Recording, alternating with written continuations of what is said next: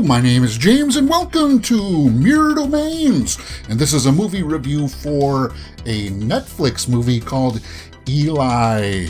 Now, Eli came out about a month ago, and I was scrolling around on Netflix the other day, and I saw this movie called Eli.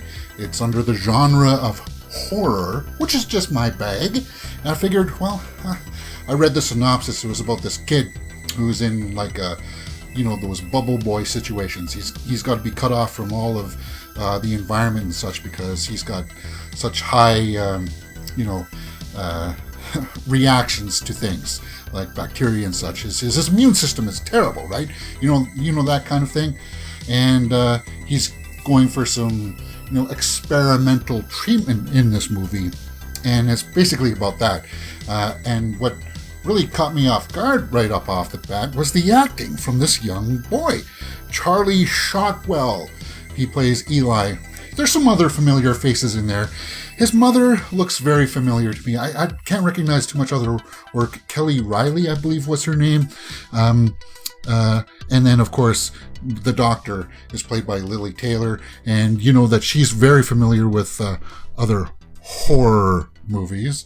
Let's just see what Reilly was in. She was in a lot of TV stuff. Yellowstone, Britannia, if you've ever heard of those. True Detective. She's got a familiar face. You'll recognize her. But let me just tell you the quick premise right off the bat. It's directed by Ciaran Foy. And he did a fairly good job with this. It's a small, little, contained film that takes place in one setting in a mansion that's been turned into a hospital for these people who have this disease. And I think it's the house from the X-Men movies, the mansion. Like the interiors look very, very familiar. And I guess maybe that kind of worked to it, but what happens is that he goes in there, he starts getting this treatment, and he starts to see ghosts. And that's where it really becomes much more of a horror. And when I said familiar faces, we do get to see some familiar faces. There's a young girl that plays outside. I think her name is Sadie Sink, and you'll recognize her from Stranger Things. I think she's in Stranger Things. Yes. She plays one of the friends, the younger friends, obviously, I think of 11 in Stranger Games. And the acting is the top point. And you're like, okay, they're ghosts. And we do get some jump scares, I'll tell you that. But they're well executed jump scares. They set it up so that, okay, it's coming. And they don't try to milk it. You know how some scenes like in Paranormal Activity movies, they'll say, okay, well, the jump scare's coming. And then for like 25 seconds, we'll have a shot of somebody just looking down the hall. And we know it's coming. And that becomes monotonous, right? Well, it's not like that in this. We see that there's a possible ghost there, and you see like a flash of something, and you're like, well, that's really creepy. And then you get the scare like that, and they don't dwell on it. And then it's kind of like a mystery as to what's really going on here. Is the doctor experimenting on him? Is it a thing where she's just, for her own medical reasons, experimenting on these, I guess, young children, because it looks like there were other kids there too. And those turned out to be the ghosts. And it just takes some weird, interesting turns. Some things that I was not really expecting.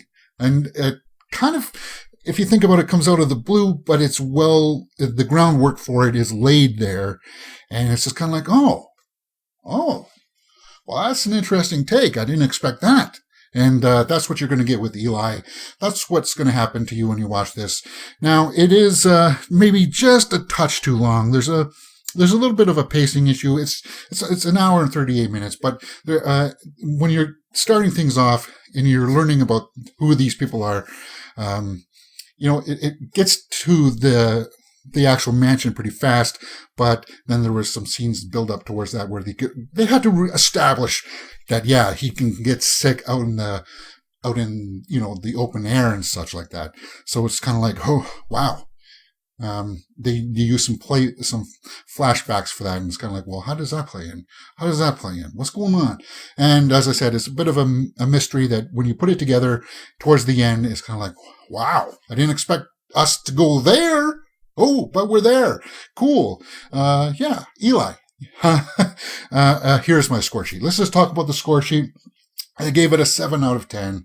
It's a nice little horror movie that I think if you put it on a Sunday morning or something and you're just kind of like lying in bed and want to watch something, in the horror genre, this one won't let you down. It won't let you down at all. I think it's a nice little solid film. So that's it.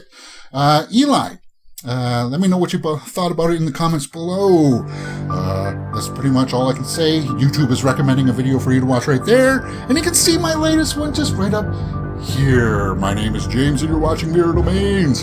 If you've liked what you've seen, please hit that thumbs up button and subscribe.